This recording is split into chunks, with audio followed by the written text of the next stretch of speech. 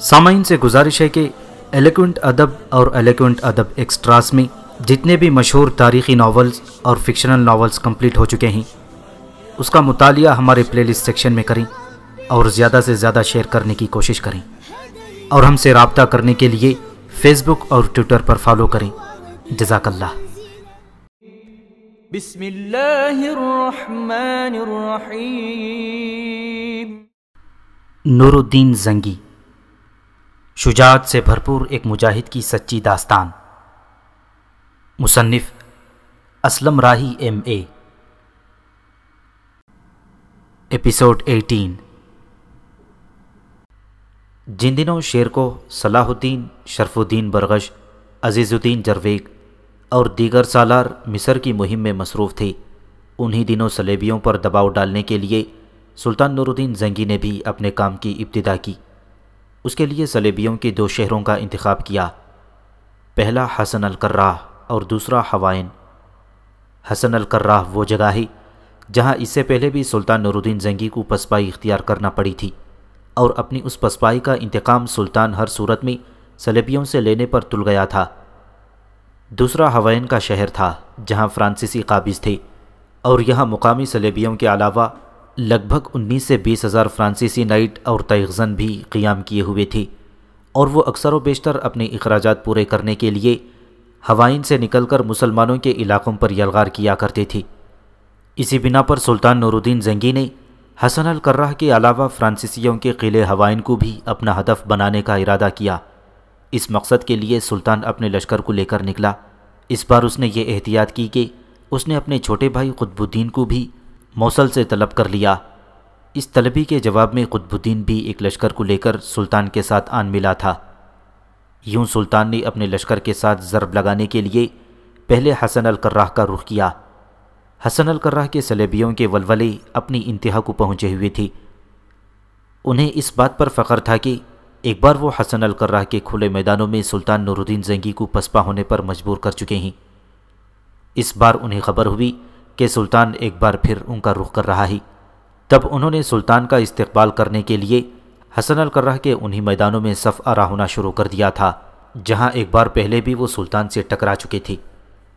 اس کے علاوہ ہوائن میں یورپ سے آنے والے صلیبیوں کے علاوہ طرابلس اور انطاکیہ سے بھی رضاکاروں کے بڑے بڑے جتھے اور گروہ حسن الکراہ کے صلیبیوں کی مدد کے لیے پہنچ چکے تھے، اور وہ حسن الکراہ سے باہر سلطان کا مقابلہ کرنے کے لیے تیار تھے۔ جو ہی سلطان ان کے سامنے آ کر اپنے لشکر کے ساتھ پڑاؤ کر چکا تھا، نصرانیوں نے جنگ کی ابتدا کرنے کے لیے طبل، نقارے اور نفیریں بجوا دی تھیں۔ سلطان کے لشکر میں چونکہ طبل نہیں بجوائے جاتے تھے، لہٰذا سلطان کے لشکر میں جواباً تکبیریں بلند ہونا شروع ہو گئی تھیں۔ ساتھ ہی سلطان نے دشمن کا مقابلہ کرنے کے لیے بڑی تیزی سے اپنے لشکر کی تقسیم ٹھیک کر کے اس کی صفیں درست کرنا شروع کر دی تھیں۔ لشکر کو 4 حصوں میں تقسیم کیا گیا۔ وسطی اور قلبی حصے میں سلطان نور الدین زنگی خود رہا۔ اپنے ساتھ اس نے نجم الدین اور اسامہ بن مرشد کو رکھا تھا۔ میمنہ یعنی دائیں حصے پر مجددین کو کمانداری دی گئی تھی، اور مجددین کی مدد کے لیے اس کے ساتھ شمس الدین اور قتلق تھے۔ بائیں جانب کے حصے کی کمانداری سلطان نے اپنے بھائی قطب الدین کو دی تھی، اور قطب الدین کی مدد کے لیے اس کا بیٹا زین الدین اور فخر الدین مسعود اس کے ساتھ تھے۔ چوتھے حصے کی کمانداری ایک سالار شہاب الدین عمود حارمی کے سپرد تھی، جبکہ اس کے ہمراہ جو دوسرے سالار کام کر رہے تھے وہ عین الدولہ باروتی، قطب الدین منجی، سیف الدین ہلکاری وغیرہ شامل تھے، اور جو لشکر سلطان نے شہاب الدین کی کمانداری میں دیا تھا اس کے ذمے اپنے پڑاؤ کی حفاظت کا کام لگایا گیا تھا۔ سلطان نور الدین حسن الکرات والوں کو سبق بھی سکھانا چاہتا تھا، اس لیے کہ اس سے پہلے حسن الکرات کے باہر وسیع میدانوں میں حالات کی وجہ سے پسپا ہونا پڑا تھا۔ اس بار وہ حسن الکرات والوں کو بتانا چاہتا تھا کہ مسلمان اتنے کمزور نہیں ہیں کہ بار بار وہ انہیں زخمی سانپ کی طرح ڈستے پھریں۔ صلیبیوں کے لشکر میں ابھی تک طبل بج رہے تھے کہ سلطان نے جنگ کی ابتدا کر دی، جس کے جواب میں طبل بجانے والے صلیبیوں کے پچھلے حصے میں چلے گئے۔ پھر دیکھتے ہی دیکھتے سلطان نور الدین زنگی صلیبیوں کے لشکر پر جلتے صحرا اور کڑکتے دھوپ کی طرح حملہ آور ہو گیا تھا۔ سلطان کے ساتھ ساتھ مجددین نے بھی اپنے لشکر کو آگے بڑھا دیا، اور جس وقت سلطان تکبیریں بلند کرتا ہوا قلب سے والہانہ انداز میں حملہ آور ہوا تھا۔ اس سے تھوڑا ہی دور رک کر مجددین نے سلطان کے انداز میں تکبیریں بلند کرتے ہوئے اپنے کام کی ابتدا کر دی، اور وہ بھی دشمن پر شب کے سایوں میں حشر برپا کرتے دردناک عذاب کی طرح حملہ آور ہو گیا تھا۔ تیسری سمت سلطان نور الدین زنگی کا چھوٹا بھائی قطب الدین بھی اپنے بیٹے کے ساتھ عجیب سے انداز میں اپنے کام کی ابتدا کر چکا تھا، اور وہ بھی وادی کے سکوت میں پھیلتے خیالات کی گہرائی تک میں اتر جانے والے موت کے سرخ رنگ ہیولوں زیست کی راتوں کی طرح حملہ آور ہو گیا تھا۔ یوں حسن القرات کے باہر مسلمانوں اور صلیبیوں کے ٹکرانے کے باعث میدان جنگ وحشتوں کے مہیب جنگل، کرب آلود چہروں کے ہجوم اور وحشت اور سراسیمگی کی آماج گاہوں میں حشر کا سماں پیش کر رہا تھا، اور بڑے بڑے سورما میدان جنگ میں پرانے بتوں کی طرح گرنے لگے تھی۔ میدان جنگ میں ہر سو طوفان زدہ مچھلیوں کی گھنی سراسیمگی سی کیفیت طاری ہونا شروع ہو گئی تھی۔ حسن القرہ کے باہر جمع ہونے والے صلیبیوں کو پکا یقین اور پختہ امید تھی کہ جس طرح انہوں نے ماضی میں سلطان کو حسن القرہ سے بھاگنے پر مجبور کر دیا تھا، اس بار بھی وہ سلطان کا ویسا ہی حشر نشر کریں گے، لیکن اس وقت وہ دو وجوہات کی بنا پر سلطان کو پسپا ہونا پڑا تھا۔ اول یہ کہ اس کے بڑے سالار اس کے ساتھ نہیں تھے جو اس کام میں اس کی مدد کرتے۔ دوسرے صلیبیوں کے مقابلے میں سلطان کے لشکر کی تعداد بالکل تھوڑی تھی، اور صلیبیوں کے لشکر کی تعداد کو دیکھتے ہوئے سلطان کے لشکر کی کارکردگی بھی مایوس کن نہ تھی۔ ان وجوہات کی بنا پر سلطان کو پسپا ہونا پڑا تھا، لیکن اب معاملہ کچھ اور تھا۔ اب سلطان ان کے مقابلے میں اکیلا نہ تھا، لشکر کی تعداد بھی پہلے سے زیادہ تھی، اور اس بنا پر پسپا کرنا تو بہت دور کی بات، صلیبی اب مسلمانوں کے حملوں کو روکنے کے لیے ناکام ہوتے ہوئے دکھائی دے رہے تھی۔ حسن القرات کے باہر میدان جنگ وحشتوں کا نہ ختم ہونے والا کھیل اپنے عروج پر آ گیا تھا۔ صلیبیوں نے کئی بار کوشش کی کہ سلطان کو پہلے کی طرح پسپا کر دیں، لیکن لمحہ بلمحہ سلطان ان پر بھاری ہوتا ہوا دکھائی دے رہا تھا۔ مسلمان بڑی تیزی سے اگلی صفوں کو کاٹنے کے بعد ان کے لشکر کے وسطی حصے میں موت کا کھیل کھیلتے ہوئے پچھلی صفوں پر بھی نگاہ رکھنے لگے تھی، اور یہ صورتحال دیکھتے ہوئے صلیبی لشکر اپنے لیے انتہائی حوصلہ شکنی محسوس کر رہے تھے۔ پھر آہستہ آہستہ سلطان نور الدین زنگی کے مقابلے میں صلیبیوں کی حالت انسانی چیخوں کے ابلتے ہوئے طوفانوں میں دھول لہو ملے گرد و غبار باہیں پھیلائے بین کرتے خشک درختوں سے بھی زیادہ ہولناک ہونا شروع ہو گئی تھی، جبکہ دوسری طرف مسلمان لشکری تو سن مبارزت کو لخت لخت کر دینے والے شوریدہ سرد ہواؤں کی تازگی اور تکبیروں کے سائے میں عوام کی تقدیر رقم کرتے عناصر کی طرح بھرپور ضربیں لگا رہی تھی، جس کے نتیجے میں حسن القرہ کے باہر صلیبیوں کو سلطان نور الدین زنگی کے مقابلے میں بدترین شکست کا سامنا کرنا پڑا، اور وہ شہر میں محصور ہونے کے لیے بھاگ کھڑے ہوئے۔ لیکن اب سلطان کے سامنے سے بھاگ کر کہیں پناہ حاصل کرنا بڑا مشکل تھا۔ جو ہی پسپا ہو کر صلیبی شہر کی طرف بھاگنے لگے، سلطان بھی اپنے لشکر کے ساتھ ان کے پیچھے پیچھے شہر پناہ کے محافظوں کو ٹھکانے لگاتا ہوا شہر میں داخل ہو گیا تھا۔ ایک بار پھر شہر کے اندر گھمسان کا رن پڑا۔ اس رن کے نتیجے میں جب سلطان نے بڑی تیزی کے ساتھ مزاحمت کرنے والوں پر غالب آنا شروع کر دیا، تب حسن القرات کے اندر جس قدر صلیبی تھے وہ شہر پناہ کے دوسرے دروازوں کی طرف بھاگ کھڑے ہوئے تھے، اور حسن القرہ سے نکل کر وہ ہوائن کے مضبوط اور مستحکم قلعے کا رخ کر گئی تھی۔ حسن القرات کے صلیبی جو دوسرے شہر کے صلیبیوں پر اکثر و بیشتر اس بات کا فخریہ اعلان کرتے تھے کہ انہوں نے حسن القرات کے باہر مسلمانوں کے سلطان کو پسپا ہونے پر مجبور کیا تھا، اس بار یہ شہر اور قلعہ مسلمانوں کے سلطان کے سامنے سرنگوں ہو چکا تھا۔ حسن القرات پر قبضہ کرنے کے بعد سلطان نے وہاں چند روز قیام کر کے شہر کے نظم و نسق کو ٹھیک کیا۔ اس کے بعد وہ اپنے لشکر کے ساتھ حسن القرات سے نکلا اور اس کے آس پاس کئی چھوٹے چھوٹے نصرانیوں کے قلعوں اور شہروں پر بھی قبضہ کر لیا۔ مورخین لکھتے ہیں کہ سلطان حسن القرات کی فتح سے فارغ ہوا ہی تھا کہ رمضان کے مہینے کا آغاز ہو گیا۔ یہ مبارک مہینہ سلطان نے حمص میں گزارا، اور عید الفطر بھی سلطان نے اپنے لشکر کے ساتھ حمص میں ہی منائی۔ سلطان چونکہ دو مہموں کو سر کرنے کے لیے نکلا تھا، ایک حسن القرات اور دوسرا ہوائن، حسن القرات کو زیر کر کے وہ اس پر قابض کر چکا تھا، اب دوسری مہم باقی رہ گئی تھی، لہٰذا ماہ رمضان گزارنے کے بعد سلطان نور الدین زنگی بانیاس سے ہوتا ہوا فرانسیسیوں کے قلعے ہوائن کا رخ کر رہا تھا۔ حسن القرات سے بچ کر نکل جانے والے صلیبی بھی اس قلعے میں آن جمع ہوئے تھی۔ حسن القرات کی مسلمانوں کے ہاتھوں فتح نے قلعہ ہوائن کے فرانسیسیوں کو ایک طرح سے کمر توڑ کر رکھ دی تھی، اور ان پر مسلمانوں کا عجیب و غریب رعب اور دبدبہ طاری ہو گیا تھا۔ سلطان جب اپنے لشکر کے ساتھ ہوائن کے قریب پہنچا تو ہوائن کے صلیبی دہشت زدہ ہو گئی۔ مورخین لکھتے ہیں کہ اس وقت لگ بھگ 19,000 کے قریب فرانسیسی نائٹ اور صلیبی اس قلعے میں موجود تھی۔ مقامی لشکری اس کے علاوہ تھی، لیکن انہیں شہر سے باہر نکل کر سلطان کا مقابلہ کرنے کی جرأت نہ ہوئی اور وہ شہر کے اندر محصور ہو گئی۔ سلطان نے بڑی تیزی سے ہوائن کا محاصرہ کر لیا۔ مورخین لکھتے ہیں کہ یہ محاصرہ لگ بھگ 3 ہفتے جاری رہا۔ اس دوران دونوں لشکر ایک دوسرے پر شدید سنگباری اور آتش باری کرتے رہے۔ ہوائن کے فرانسیسیوں اور دوسرے صلیبیوں کی بدقسمتی کہ چوتھے ہفتے کے آغاز میں چند مسلمان ایک سرنگ کے ذریعے قلعے کے شمالی برج میں داخل ہو گئی اور اس پر اپنا علم نصب کر دیا۔ یہ ساری کارروائی رات کے وقت ہوئی تھی۔ صبح کو نصرانیوں نے برج پر مسلمانوں کا علم لہراتے دیکھا تو وہ دنگ رہ گئی، لہٰذا انہوں نے قلعے سے باہر نکل کر سلطان کے لشکر پر حملہ کر دیا۔ سلطان نور الدین زنگی کو ان کے ایسے رد عمل کی پہلے ہی امید تھی، لہٰذا جو ہی وہ مسلمانوں پر جھپٹے، ان جیسا رد عمل کرتے ہوئے سلطان اپنی پوری طاقت اور قوت سے کرب خیزی کے نہان طوفانوں، ارمانوں اور حسرتوں کو ویران اور بنجر کر دینے والے فضا کے بے چین کھولتے لمحوں کی طرح ٹوٹ پڑا تھا۔ اپنے پہلے ہی زوردار حملے میں سلطان نے اپنے سالاروں اور لشکریوں کے ساتھ لگ بھگ 5,000 صلیبیوں کو خاک و خون میں لپٹا کر رکھ دیا تھا۔ یہ صورتحال ہوائن کے صلیبیوں کے لیے ناقابل برداشت تھی۔ وہ بھاگ کھڑے ہوئے، اس کے باوجود سلطان نے 4,000 کو گرفتار کر کے اسیر بنا لیا۔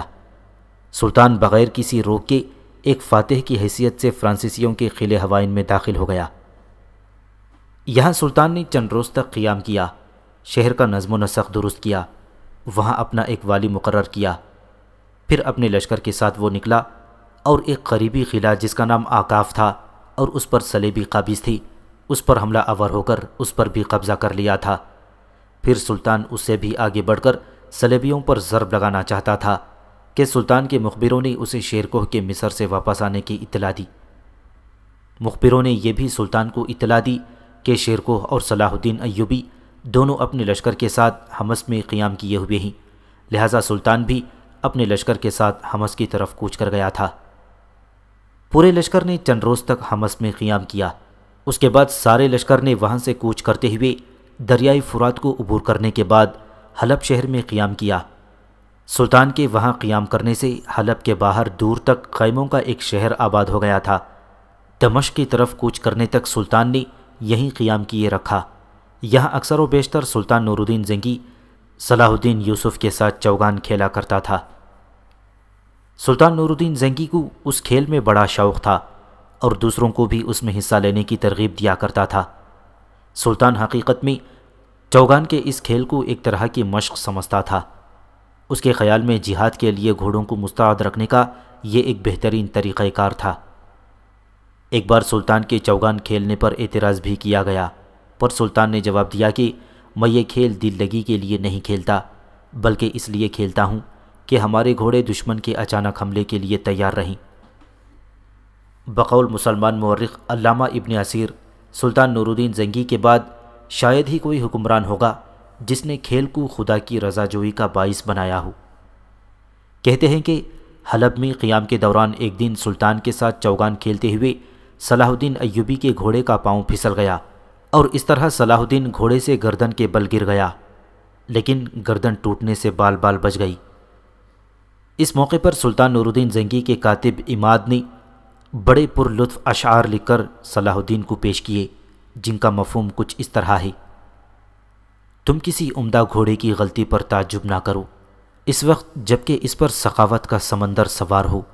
تمہارے گھوڑے کی نظر سلطان پر پڑی تو گھوڑا سلطان کو سلام کرنے کے لیے آگے کو جھکا، اور تمہاری بخشش کا چھوٹا سا ایک حصہ یہ ہے کہ اس گھوڑے کی لغزش اور غلطی کو معاف کر دو، کیونکہ بڑا لغزش اور غلطی کرنے والے سے درگزر کیا کرتا ہے، اور یہ کہ تم حد کرنے والوں کی آنکھوں اور ان کی بدی سے بچو، کہ تم پر کسی کی نظر بد اپنا اثر نہ دکھائے، اور تم نور الدین کے لیے سلامت رہو، اور یہ کہ ہر قسم کے حادثات میں اس کے مددگار اور اس کے معاون بن کر رہو۔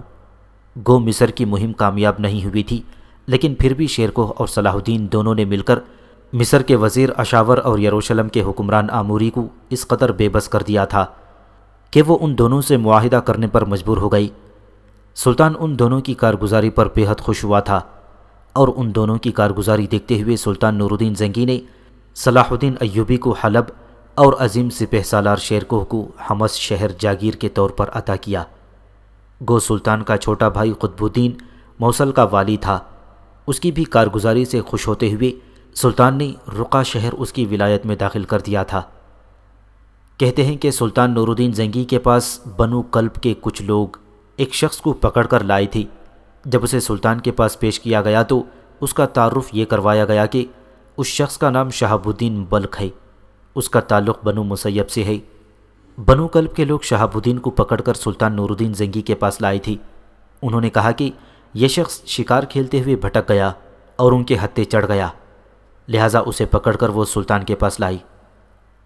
سلطان کی بڑی خواہش تھی کہ جبر کا قلعہ اس کے تسلط میں آئے، اس لیے کہ وہ وہاں مضبوط لشکر رکھتے ہوئے صلیبیوں کے سامنے دفاع کا ایک مضبوط بند باندھنا چاہتا تھا، لیکن بنو مسیب اس پر رضامند نہ تھی۔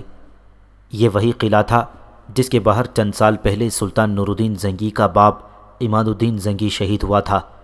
اس کے علاوہ اس قلعے پر سلطان ملک شاہ سلجوقی کے زمانے سے ہی بن مسیب حکومت کر رہے تھے، اور اس قلعے کو بھی سلطان ملک شاہ سلجوقی نے فتح کیا تھا۔ اس قلعے سے سلطان کی اپنے باپ سے یادیں بھی وابستہ تھیں، لہٰذا اس نے بہت سوچ بچار کے بعد پہلے تو شہاب الدین کو اپنے ہاں مہمان ٹھہرایا، پھر ایک روز اسے اپنے پاس بلایا اور گفتگو کا آغاز کرتے ہوئے سلطان نے اسے کہا کہ وہ جبر نام کا قلعہ اسلامی سلطنت میں شامل کر دی۔ شہاب الدین بڑا تیز اور چالاک تھا۔ سلطان نے جب اسے قلعہ مانگا، اس نے قلعہ دینے سے صاف انکار کر دیا۔ سلطان چاہتا تو قلعے پر بزور شمشیر حملہ کر کے قلعے کو فتح کر سکتا تھا، لیکن چونکہ قلعے کا حاکم مسلمان تھا، اس لیے سلطان چاہتا تھا کہ اس قلعے کو کسی خون ریزی کے بغیر شامل کیا جائے۔ اسی بنا پر وہ شہاب الدین پر کوئی جبر نہیں کر سکتا تھا، اسی لیے اس نے شہاب الدین کو ترغیب دی۔ شہاب الدین، اگر تم جابر قلعے کو مسلمانوں کی سلطنت میں شامل کرنے پر رضامند ہوتے ہو، پھر اس کے عوض تمہیں ایک خاصی بڑی جاگیر اور نقد رقم بھی ادا کر دی جائے گی۔ لیکن شہاب الدین ایسا غیر ذمہ دار اور ملت کی بہتری اور فلاح سے ایسا بے بہرا تھا کہ اس نے قلعہ پھر بھی سلطان کے حوالے کرنے سے انکار کر دیا۔ چونکہ شہاب الدین کو اس نے ایک مہمان کے طور پر ٹھہرایا تھا، اس لیے سلطان نے اس پر جبر کرنا مناسب نہیں سمجھا اور اسے قلعہ مصر کی طرف جانے کی اجازت دے دی۔ حالانکہ اگر سلطان چاہتا تو شہاب الدین کو اسیر بنا کر اپنے پاس رکھ سکتا تھا، اس لیے کہ بنو کلب کے لوگ اسے پکڑ کر اس کے پاس لے کر آئے تھے کہ وہ شکار کی طرف بڑھتے ہوئے ان کے علاقوں میں داخل ہو گئی تھی، اور اس کی غیر موجودگی میں سلطان اس کے قلعے پر اپنا قبضہ جما سکتا تھا، لیکن سلطان نے ایسا نہیں کیا۔ اسے جانے دیا، لیکن سلطان نے تہیہ کر لیا تھا کہ اس مضبوط اور مستحکم قلعے کو اسلامی مملکت میں شامل ضرور کرے گا، تاکہ اس قلعے کو وہ صلیبیوں کے خلاف ایک مستحکم حصار کے طور پر استعمال کرے۔ دمشق واپس آ کر سلطان نے چند ماہ انتظار کیا، اس کے بعد اس نے ایک لشکر ترتیب دیا۔ لشکر کا سالار فخر الدین کو بنایا گیا، اور پھر اس لشکر کو قلعہ مصر پر حملہ آور ہونے کے لیے روانہ کر دیا۔ دوسری جانب شہاب الدین بھی محتاط ہو گیا تھا۔ اسے اس کے حواریوں نے بتا دیا تھا کہ سلطان نے ایک لشکر فخر الدین مسعود کی سرکردگی میں قلعے پر حملہ آور ہونے کے لیے روانہ کیا ہے، لہٰذا سلطان کے لشکر کی آمد سے پہلے شہاب الدین نے اپنے قلعے کے دفاع کے انتظامات کر لیے تھے۔ قلعہ انتہا درجے کا مضبوط مستحکم تھا، اس کی فصیلیں انتہا درجے کی مضبوط تھیں، جنہیں سر کر کے قلعے میں داخل نہ ہوا جا سکتا تھا، اور پھر فصیل کے اوپر مضبوط برج بنے ہوئے تھے جن کے اندر ہر وقت حفاظت کے لیے مسلح جوان رہتے تھے۔ شہاب الدین کو جب خبر ہوئی کہ فخر الدین مسعود اس پر حملہ آور ہونے کے لیے پیش قدمی کر رہا ہے، تو اس نے شہر کے اندر جس قدر لشکر تھا اسے شہر کی فصیل کے اوپر چڑھا دیا۔ چھوٹی چھوٹی منجنیقیں شہاب الدین نے رکھی ہوئی تھیں، یہ بھی قلعے کی حفاظت کے لیے تھیں، اور ان منجنیقوں کو بھی برجوں کے اندر استوار کرتے ہوئے ان کے لیے پتھروں کے ڈھیر لگا دیے تھے۔ اس کے علاوہ فصیل کے اندرونی طرف جو بڑے بڑے شہنشین سے بنے ہوئے تھی ان پر پانی گرم کرنے کا بھی اہتمام کر دیا گیا تھا، تاکہ جب فخر الدین مسعود اپنے لشکر کے ساتھ جابر قلعے کے نزدیک آئی تو اس پر نہ صرف سنگباری کی جائے بلکہ کھولتا ہوا پانی اور آگ کے انگارے بھی پھینکے جائیں تاکہ کوئی بھی حملہ آور فصیل کے نزدیک تک بھٹک نہ سکے۔ فخر الدین مسعود نے اپنی طرف سے پوری کوشش کی کہ کسی نہ کسی طرح فصیل کا کوئی کمزور حصہ تلاش کر کے اس پر حملہ آور ہو کر وہاں پر چڑھتے ہوئے شہر میں داخل ہونے کی کوشش کی جائے، لیکن اسے کہیں بھی کامیابی کی صورت دکھائی نہ دی۔ شہر پناہ کے دروازے بھی انتہا درجے کے مستحکم تھے اور انہیں توڑ کر شہر میں داخل ہونا ناممکن تھا، اس لیے کہ فخر الدین کے پاس ان دروازوں کو توڑنے کے لیے کوئی سامان نہ تھا۔ اس کے پاس جو زیادہ سے زیادہ وسائل تھے وہ یہی کہ رسوں کی سیڑھیاں پھینک کر فصیل کے اوپر چڑھا جائے، کسی نزدیکی برج پر قبضہ کرنے کے بعد قلعے پر اپنے تسلط کو پھیلایا جائے، پھر اپنے قدم شہر کی کسی فصیل کے حصے پر جمانے کے بعد شہر میں ٹھہرا جائے۔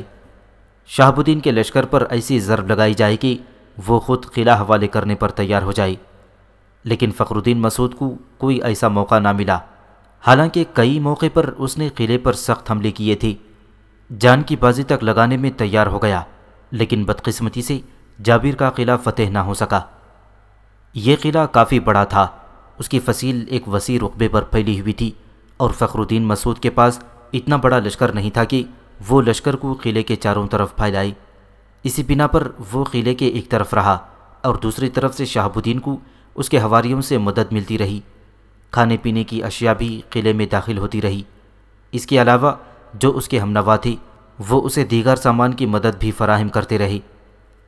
جب اس قلعے کا محاصرہ طول پکڑ گیا اور سلطان نور الدین زنگی کو خبر ہوئی کہ فخر الدین مسعود ابھی تک قلعے پر قبضہ کرنے میں کامیاب نہیں ہوا، سلطان نے مجددین کو جابر پر حملہ آور ہونے کے لیے روانہ کرنے کا فیصلہ کر لیا۔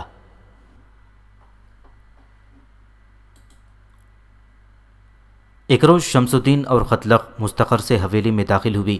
گھر کے سب افراد حویلی کے کمرے میں بیٹھے باہم گفتگو کر رہے تھے کہ وہ بھی ان کے اندر آ کر خاموشی سے بیٹھ گئے۔ مرسینہ اور مشل دونوں سوالیہ سے انداز میں ان دونوں کی طرف دیکھ رہی تھیں، شاید وہ یہ جاننا چاہتی تھیں کہ امیر مجددین ان کے ساتھ کیوں نہیں ہے۔ دوسری جانب عبیدہ بھی ان کی جانب بڑے غور سے دیکھتی رہی اور گفتگو کا آغاز عبیدہ ہی نے کیا۔ پھر ان دونوں کو مخاطب کر کے کہنے لگی، میرے بچوں، لگتا ہے آج کوئی غیر معمولی واقعہ پیش آ گیا ہے یا آنے والا ہے۔ تم اس طرح پہلے سوچوں میں غرق ہو کر اپنے گھر کے افراد میں نہیں بیٹھے جس طرح آج آ کر بیٹھ گئے ہو، اور دوسری بات یہ ہے کہ مجددین تمہارے ساتھ نہیں ہے۔ اس کا مطلب یہ ہے کہ وہ یا تو کسی مہم پر روانہ ہونے والا ہے یا کسی اہم موضوع پر گفتگو کرنے کے لیے سلطان نے اسے روک لیا ہے۔ اگر روکا ہے تب بھی معاملہ کسی اہم مہم کا ہی ہو سکتا ہے۔ اب تم بتاؤ کہ مجددین کہاں ہے اور تم یوں کھوئی کھوئی سوچوں میں کیوں غرق ہو؟ عبیدہ کے سوال پر ایک بار شمس الدین اور قتلق نے ایک دوسرے کی طرف دیکھا، پھر گفتگو کا آغاز قتلق نے کیا۔ ماں، بات یہ ہے کہ بھائی تو ابھی تک مستقر میں ہے۔ آپ کا اندازہ درست ہے کہ ایک مہم درپیش ہے۔ دراصل جابر نام کا ایک قلعہ انتہائی مضبوط اور مستحکم ہے، اس کے حاکم کا نام شہاب الدین ہے۔ وہ بڑا غیر ذمہ دار اور ملت اسلامیہ کے لیے غیر مخلص ہے۔ سلطان نے اسے قلعہ اسلامی سلطنت میں شامل کرنے کے لیے کہا تھا، اس نے انکار کر دیا، جس پر سلطان نے اس کے خلاف لشکر کشی کی اور فخر الدین مسعود کو قلعہ فتح کرنے کے لیے روانہ کیا۔ لیکن آج قلعے کا محاصرہ کیے ہوئے کئی روز ہو چکے ہیں، قلعہ فتح نہیں ہو رہا۔ اس بنا پر قلعے کو فتح کرنے کے لیے سلطان نے امیر کو ایک نئے لشکر کے ساتھ روانہ کرنے کا فیصلہ کر لیا ہے۔ اب امیر تو اس وقت مستقر میں ہیں، اس لشکر کی تیاریوں کو آخری شکل دے رہے ہیں جسے لے کر انہوں نے جابر قلعے کی طرف روانہ ہونا ہے۔ اماں، یہ تو مجددین کی ہمارے ساتھ نہ آنے کی وجہ ہے۔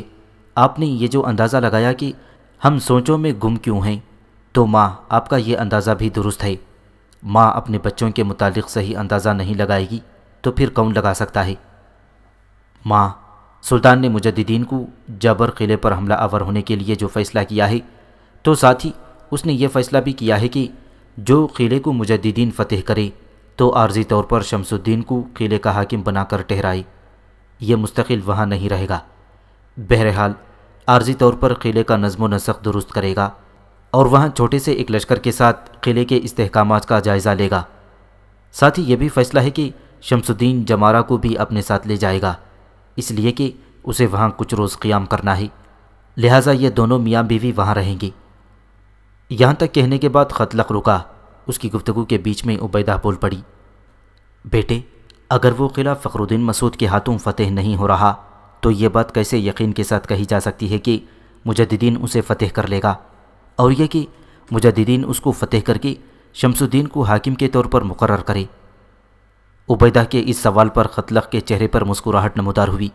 پھر وہ عبیدہ کی طرف دیکھتے ہوئے کہنے لگا، ماں، آپ بھائی کی زندگی کے صرف ایک پہلو سے واقف ہیں، اور وہ یہ پہلو ہے جس کا اظہار وہ گھر پر کرتے ہیں۔ ماں، گھر پر وہ نگر نگر قریہ قریہ زخموں کے مرہم تلاش کرتے کسی طبیب جیسا مہربان، اداس سنسان اور ویران کرتی دھوپ کے اندر آرزوؤں کے صحن میں پیڑ کے پرسکون سائے جیسا پسندیدہ ہر رشتے کا خیال رکھتا ہے، ہر ایک کو خوش رکھنے کی کوشش کرتا ہے۔ لیکن ماں، رزمگاہ میں اس کا پہلو دوسرا ہوتا ہے۔ رزمگاہ میں وہ امیدوں کی سحر ثابت ہوتا ہے، ظالموں کے انکار زدہ روایتوں اور ان کے فصیلوں کی زنگ آلود عبارتوں کو وہ لمحوں کے اندر رخصت ہوتی شب کی آخری ساعتوں اور کفن کی دھجیوں میں تبدیل کر دیتا ہے۔ اسی بنا پر ماں، فخر الدین مسعود کے ہاتھوں قلعہ فتح نہ ہونے کی وجہ سے قلعے پر قبضہ کرنے کے لیے سلطان نے مجددین کا انتخاب کیا ہے۔ جب تک خطلق بولتا رہا سب مسکراتے رہے۔ جب وہ خاموش ہوا تو فخریہ انداز میں اپنے سر کو اوپر اٹھاتے ہوئے عبیدہ کہہ رہی تھی، خطلق، مجددین میرا بیٹا ہے، میں اس کی ماں ہوں جسے میں نے جنم دیا ہے، مجھ سے بہتر اسے کوئی نہیں جان سکتا۔ میں اس کی زندگی کے صرف اس پہلو سے بھی واقف نہیں ہوں جو پہلو وہ اپنے گھر میں استعمال کرتا ہے۔ بیٹے، میں اس کے رزمگاہ والے پہلو سے بھی خوب اچھی طرح آگاہ ہوں، ماں ہوں، اس کی زیست کی ہر جہت کی خبر رکھتی ہوں۔ بیٹے، میں جانتی ہوں کہ میرا بیٹا ہر بھور کھڑے کرتے طوفانوں جیسا جرأت مند، ادراک کے پیچ ادھیڑتے بے روک شوریدہ جذبوں جیسا ناقابل تسخیر ہے۔ اسی بنا پر لشکر میں خداوند قدوس نے میرے بیٹے کو یہ وقار اور عزت اور یہ مقام بخشا ہے۔ یہاں تک کہنے کے بعد عبیدہ رکی اور خطلق کو دیکھتے ہوئے کہنے لگی، خطلق میرے بیٹے، میں دیکھتی ہوں کہ تم مجھے باتوں میں الجھا رہے ہو، کچھ کہنا چاہتے ہو لیکن ادھر ادھر کی مار رہے ہو، کہو کیا کہنا چاہتے ہو۔ جہاں تک جمارہ کا شمس الدین کے ساتھ جانے کا تعلق ہے تو اس سلسلے میں مجددین سے بات کروں گی۔ بیٹے، جمارہ وہاں اکیلے کیسی رہے گی؟ شمس الدین اکثر و بیشتر نئے فتح ہونے والے قلعے کے نظم و نسق کے سلسلے میں اپنی رہائش گاہ سے باہر رہا کرے گا، اس کے پیچھے اکیلی جمارہ کیسے وقت گزارے گی؟ اس کے لیے بڑا مشکل ہو جائے گا۔ عبیدہ کو کہتے کہتے رک جانا پڑا، اس لیے کہ خطلق مسکراتے ہوئے بول پڑا، ماں، میں اسی موضوع پر تو گفتگو کرنا چاہتا تھا۔ بھائی کے ساتھ میں اور شمس الدین بھی جا رہے ہیں۔ شمس الدین کے لیے سلطان نے حکم جاری کر دیا ہے کہ قلعہ فتح ہونے کے بعد بھائی اسے وہاں عارضی طور پر حاکم مقرر کرے گا اور جمارہ اس کے ساتھ رہے گی۔ ہم چاہتے ہیں کہ جب ہم یہاں سے کوچ کریں تو… عبیدہ مسکراتی اور کہنے لگی، میں تمہارا مطلب سمجھ گئی ہوں، تم یہ کہنا چاہتے ہو کہ ابیرہ بھی تمہارے ساتھ یہاں سے کوچ کرے؟ خطلق ہنس دیا اور کہنے لگا، ماں، یہ آدھی بات ہے، صرف ابیرہ ہی نہیں، میں چاہتا ہوں کہ آپ مرسینہ مشل بہن کے علاوہ خالہ ایزابیل اور… عبیدہ نے پھر اس کی بات کاٹ دی۔ اس کا مطلب یہ ہے کہ تم یہ چاہتے ہو کہ گھر کے سارے افراد لشکر میں شامل ہو جائیں، پر یہ تو کہو گھر پر رہے گا کون؟ تم جانتے ہو ہم اپنے حلب کی حویلی چھوڑ کر آئے ہیں اور ابھی تک وہاں کسی کی رہائش کا کوئی اہتمام نہیں کیا گیا۔ اب تم چاہتے ہو کہ گھر کے سارے افراد لشکر میں شامل ہو کر قلعہ جابر کا رخ کریں؟ بیٹے، یہ کیسے اور کیوں کر ممکن ہے؟ جہاں تک میرا ایزابیل اور زہرون کا تعلق ہے، ہم تینوں تو لشکر میں شامل نہیں ہو سکتی، نہ ہی لشکر میں اس قدر سخت زندگی گزار سکتی ہیں کہ ایک جگہ سے دوسری جگہ اور دوسری جگہ سے تیسری جگہ کوچ کرنا پڑے گا۔ بیٹے، اب ہم میں تو اتنی ہمت نہیں ہے، لہٰذا ہم تینوں تو یہاں رہیں گی۔ اگر ہم تینوں یہاں رہیں گی تو ہمارے ساتھ رہنے کے لیے کوئی اور تو ہونا چاہیے۔ اگر تم یہ چاہتے ہو کہ تینوں مل کر گھر کے کام کاج کھانے پکانے کا اہتمام کر لیں تو پھر تم جو چاہو فیصلہ کرو۔ اس موقع پر مرسینہ بول پڑی اور عبیدہ کی طرف دیکھتے ہوئے کہنے لگی، ماں، آپ ان کی باتوں کو مت ٹالیں۔ شمس الدین کے ساتھ اگر جمارہ جا رہی ہے تو خطلق کے ساتھ ابیرہ کو جانے دیں۔ جہاں تک ہم دونوں کا تعلق ہے تو میں آپ تینوں کے پاس رہوں گی، آپ تینوں کی خدمت کروں گی، امیر کے ساتھ مشل چلی جائے گی۔ مرسینہ کی اس گفتگو کے جواب میں مشل کچھ کہنا ہی چاہتی تھی کہ عین اسی لمحے مجددین اس حویلی میں داخل ہوا اور ان کے پاس آن بیٹھا۔ پھر جو اب تک گفتگو ہوئی تھی اس سے عبیدہ نے پہلے مجددین کو آگاہ کیا، پھر سوالیہ سے انداز میں اس کی طرف دیکھتے ہوئے کہنے لگی، بیٹے تمہاری آمد سے پہلے یہ گفتگو ہوئی ہے، اب تم بتاؤ کہ تم کیا فیصلہ دیتے ہو۔ اس پر مجددین مسکرایا اور کہنے لگا، ماں اس سلسلے میں سلطان سے میں نے شمس الدین اور قتلغ کی غیر موجودگی میں بات کی ہے، فکر مند نہ ہوں، شمس الدین صرف چند دن کے لیے قلعہ جابر میں رہے گا، اگر سب لوگ یہاں سے روانہ ہو جائیں گھر کا نظم و نسق نہیں چلتا، اسی بنا پر میں نے فیصلہ کیا ہے کہ ہمارے علاوہ گھر کا کوئی فرد لشکر میں بھی شامل نہیں ہوگا، اور پھر ماں سب سے بڑی بات یہ ہے کہ یہ کوئی اتنی بڑی مہم نہیں ہے کہ ہو سکتا ہے چند دن کے اندر ہی اس مہم سے سرخ رو ہو کر ہم لوٹ آئیں۔ ماں کوئی بھی ساتھ نہیں جائے گا، ہم سب اگر یہاں رہیں گے تو گھر کا ماحول بڑا خوشگوار رہے گا، اور مجھے امید ہے کہ قلعہ بہت جلد فتح ہو جائے گا۔ اس پر مجددین اٹھ کھڑا ہوا اور کہنے لگا، عشاء کی نماز کے بعد لشکر یہاں سے کوچ کرے گا، دیکھو ابھی کافی وقت ہے، تم سب کھانا کھا کر تیاری کر لو۔ اس کے ساتھ ہی سب مجددین کے کہنے پر اٹھ گئے اور گھر کے کام میں لگ گئے۔ اسی روز عشاء کی نماز کے بعد مجددین، قتلغ اور شمس الدین ایک لشکر کو لے کر قلعہ جابر کا رخ کر گئے تھے۔ مجددین جب اپنے لشکر کے ساتھ قلعہ جابر کے قریب پہنچا تو قلعے کے نواح میں امیر فخر الدین مسعود پہلے سے وہاں خیمہ زن تھا۔ مجددین کا اس کے لشکریوں نے بہترین استقبال کیا۔ مجددین نے پہلے اپنے حصے کے لشکر کو وہاں خیمہ زن ہونے کا حکم دیا، اور یہ حکم ملتے ہی مجددین کے لشکر نے وہاں پڑاؤ کر لیا۔ پھر مجددین فخر الدین مسعود اور قتلغ اور شمس الدین ایک خیمے میں جمع ہوئے۔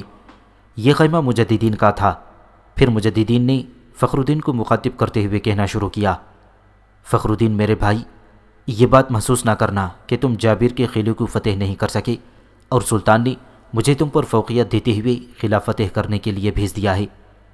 مجددین اپنی بات مکمل نہ کر سکا تھا کہ فخر الدین مسعود بول پڑا، مجددین میرے بھائی، کس قسم کی گفتگو کر رہے ہو؟ میں ہی نہیں لشکر کے سارے سالار تسلیم کریں گے کہ ہمارا اور تمہارا کارگزاری میں زمین و آسمان کا فرق ہے۔ میں یہ بھی جانتا ہوں کہ جو مہم ہم سب سر نہیں کر سکتے وہ اپنے تجربے، اپنی بہادری، اپنی شجاعت کے باعث تم لمحوں کے اندر تکمیل کر دکھانے میں حوصلہ رکھتے ہو۔ لہٰذا میرے بھائی اس موضوع پر دوبارہ گفتگو مت کرنا۔ میں اس بات کو تسلیم کرتا ہوں کہ میں جابر کو فتح کرنے میں ناکام رہا، اور ساتھ ہی میرے بھائی یہ بھی امید کرتا ہوں کہ یہ قلعہ اب تمہارے سامنے زیادہ دیر نہیں ٹھہرے گا، اس لیے کہ ہماری نسبت تم دشمن سے بہتر انداز میں نمٹنا جانتے ہو۔ فخر الدین خاموش ہوا تو مجددین مسکراتے ہوئے کہنے لگا، فخر الدین تم نے میری مشکل خود ہی دور کر دی ہے۔ جو کچھ میں کہنا چاہتا تھا میرے خیال میں اب مجھے کچھ کہنے کی ضرورت نہیں ہے۔ میرے بھائی قلعے کو ہم نے فتح کر کے چھوڑنا ہے تاکہ قلعے کا حاکم شہاب الدین اس ظام میں نہ رہے کہ اس کا قلعہ ناقابل تسخیر ہے۔ یہ تو کچھ بھی نہیں، اس سے زیادہ مضبوط مستحکم قلعے جن پر صلیبی قابض ہو گئے تھے انہیں ہم نے کاغذ کے لوح کی طرح اڑا کر رکھ دیا ہے۔ مجددین اٹھ کھڑا ہوا اور فخر الدین کی طرف دیکھتے ہوئے کہنے لگا، میں پہلے چند دستوں کے ساتھ شہر کی فصیل کے ارد گرد چکر لگانا پسند کروں گا۔ فخر الدین نے اسے اتفاق کیا۔ پھر وہ باہر نکلے، چند دستوں کو ساتھ لیا، پھر مجددین نے جابر کے ارد گرد ایک چکر لگایا، دوبارہ اپنے خیمے میں آیا۔ فخر الدین مسعود، قتلغ اور شمس الدین اس کے ساتھ تھی۔ کچھ دیر خاموشی رہی، پھر مجددین نے گفتگو کا آغاز کیا، فخر الدین پہلے یہ کہو کہ تم نے جو قلعے پر حملے کرنے شروع کیے ہیں تو کیا حملے تم نے ایک ہی سمت سے کیے ہیں یا اپنا رخ بدلتے رہے یا لشکر کو پھیلاتے رہے؟ اس پر فخر الدین مسعود کچھ سوچتے ہوئے کہنے لگا، مجددین میرے بھائی، جابر کا جو مشرقی دروازہ ہے یہی بڑا دروازہ ہے جس سے آمد و رفت ہوتی ہے، باقی دروازے چھوٹے چھوٹے ہیں اور وہاں شہاب الدین کے لشکری کم ہیں۔ اس کے علاوہ زیادہ لشکری فصیل کے اوپر رکھتا ہے۔ فصیل کے اوپر سے حملہ آوروں پر پتھر، تیر، منجنیقوں کے ذریعے سنگباری، گرم پانی اور آگ کے الاؤ پھینکنے کا بہترین انتظام کیا گیا ہے۔ اسی بنا پر جب بھی میں حملہ آور ہونے کے لیے فصیل کے قریب گیا، کبھی مجھ پر کھولتا پانی، کبھی انگارے، کبھی سنگباری اور تیر اندازی کی گئی، جس کی بنا پر مجھے پیچھے ہٹنا پڑا اور میں اس قلعے کو فتح نہ کر سکا۔ فخر الدین جب خاموش ہوا تو کچھ سوچتے ہوئے مجددین کہنے لگا، فخر الدین میرے بھائی، یہی تمہاری غلطی ہے کہ تم قلعے کے ایک ہی طرف جمے رہی۔ یاد رکھو، تم قلعے کے مشرقی دروازے پر شہاب الدین کو طاقت اور قوت کا سر چشمہ سمجھ کر ضرب لگاتے رہی، جبکہ دوسری طرف کے چھوٹے دروازوں سے اسے باہر سے رسد اور کمک ملتی رہی اور ضروریات کا دیگر سامان بھی مہیا ہوتا رہا۔ اسی بنا پر اس نے ڈٹ کر مقابلہ کیا اور محاصرہ طول پکڑ گیا، جس کی بنا پر مجھے آنا پڑا۔ اب میں نے قلعے پر آخری ضرب لگانے کے لیے جو لائحہ عمل تیار کیا ہے تو وہ کچھ اس طرح ہوگا۔ فخر الدین، دونوں لشکروں کو یکجا کرنے کے بعد 4 حصے کیے جائیں گے، ایک حصہ میرے، دوسرا تمہارے، تیسرا خطلق، چوتھا شمس الدین کے پاس۔ میں اپنے حصے کے لشکر کے ساتھ شہر کے مشرقی جانب رہوں گا۔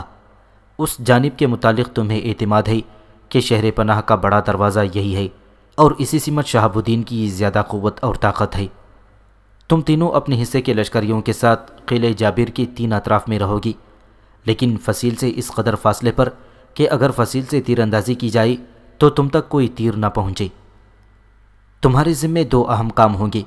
پہلا یہ کہ دن کے وقت ہم چاروں طرف سے آگے بڑھتے ہوئے فصیل کے اوپر برجوں کے اندر جو محافظ ہیں ان پر تیر اندازی کرتے رہیں گے، خود نزدیک نہیں جائیں گے۔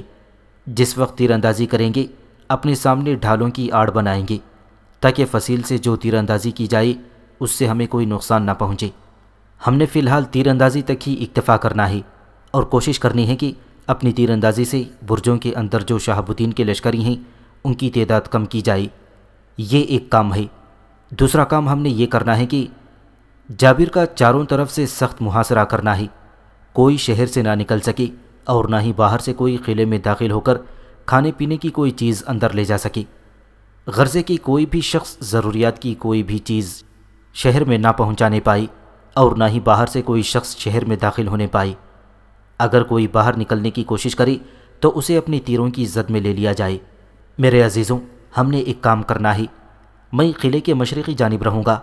اب میرا قلعے کے جنوب اور شمالی دونوں سے رابطہ رہنا چاہیے، گویا میرا رابطہ بیک وقت اپنے لشکر کے 2 حصوں سے رہنا چاہیے۔ اسی طرح جو حصہ شمال میں ہوگا اس کا مجھ سے اور مغرب میں رہنے والے حصے سے رابطہ ہونا چاہیے، اور یہ رابطہ کچھ اس طرح رکھا جائے گا کہ ہر 2 سمت کے درمیانی حصے میں کچھ جوان متعین کیے جائیں گے جو گھات میں بیٹھے رہیں گے۔ اگر کسی بھی دروازے سے نکل کر شہاب الدین حملہ آور ہو تو 2 سمتوں کے درمیان جو جوان متعین کیے جائیں گے وہ کم از کم ہمارے لشکروں کے حصے کو آگاہ کر دیں گے۔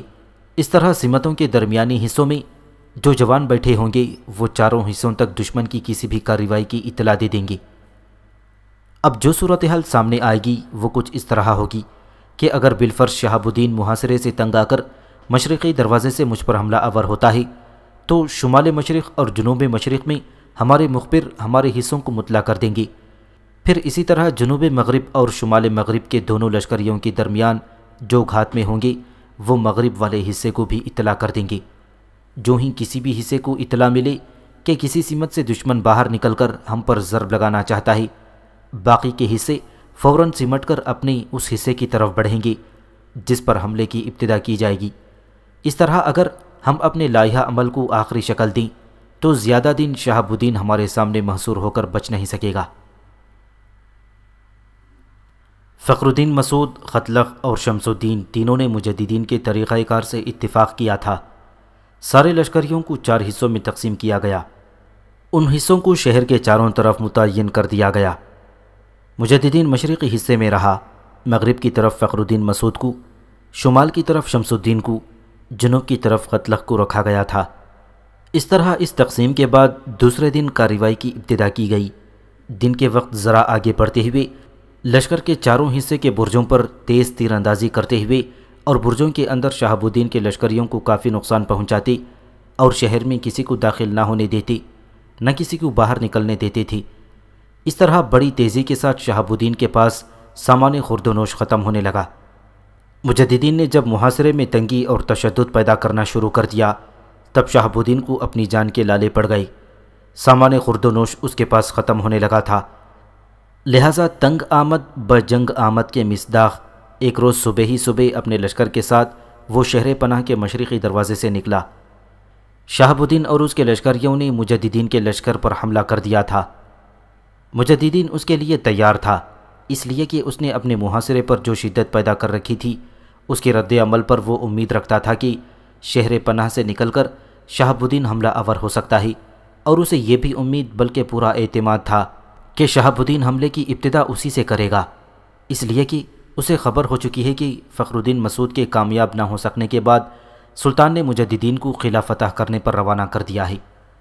پس جو ہی شہاب الدین حملہ آور ہوا، اس کے حملے کے جواب میں سب سے پہلے مجددین نے تکبیریں بلند کیں، پھر تکبیروں کے جواب میں اس کے لشکر میں ایسی تکبیریں بلند ہوئیں جیسے ہاروت و ماروت کے طلسم میں دہاڑتی، شور مچاتی، کف اڑاتی کرنوں کی طرح انگنت گردے باد داخل ہو گئی ہوں۔ اس کے بعد مجددین نے اپنے کام کی ابتدا کی اور وہ دشمنوں کے صفوں کو چیرتا ہوا حملہ آور ہو گیا تھا۔ دوسری جانب شہاب الدین کے حملے کی اطلاع شمس الدین خطلق اور مغرب کی سمت فخر الدین مسعود کو بھی ہو چکی تھی۔ سب سے پہلے شمس الدین پہنچا اور وہ شہاب الدین کے لشکر کے ایک حصے پر ٹوٹ پڑا تھا۔